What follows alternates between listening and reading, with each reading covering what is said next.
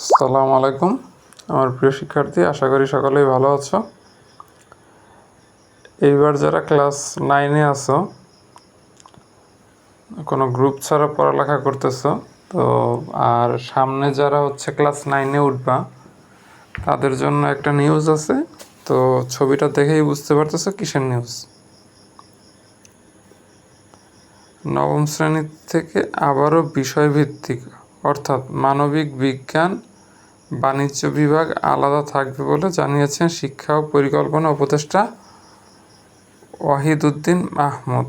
এখন বলতে পারো যে স্যার এখানে তা আমরা যে এখন পর্যন্ত তো কোনো গ্রুপ নাই, তোমাদের যারা এবার 9, যে 2024 সালের যারা 9-এ আছো তাদের ক্ষেত্রে হয়তো 10-এ গিয়ে বইটা পাবা, কারণ বছরের শেষের দিকে এখন বই আনা সম্ভব না।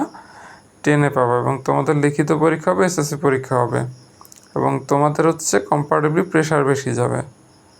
তো এখন থেকে মানসিকভাবে প্রস্তুতি নাও যে কোন সাবজেক্ট নিয়ে পড়ালেখা করবা, এবং যে রানিং বইগুলি আছে ওই বইগুলিতে যেটুকু আছে লাস্টের যে 2 মাস বা 3 মাস আছে ভালো মতো বইটা পড়ো,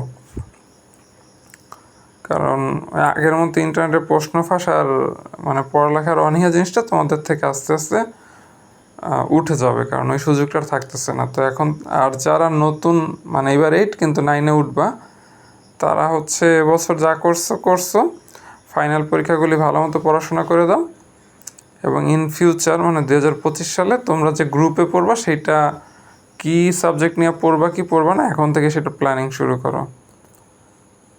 আর জিনিসটা যে ওই পড়ালেখাটা এখন করার জন্য তোমরা প্রস্তুতি নাও। ফাইনাল কথা এইটা।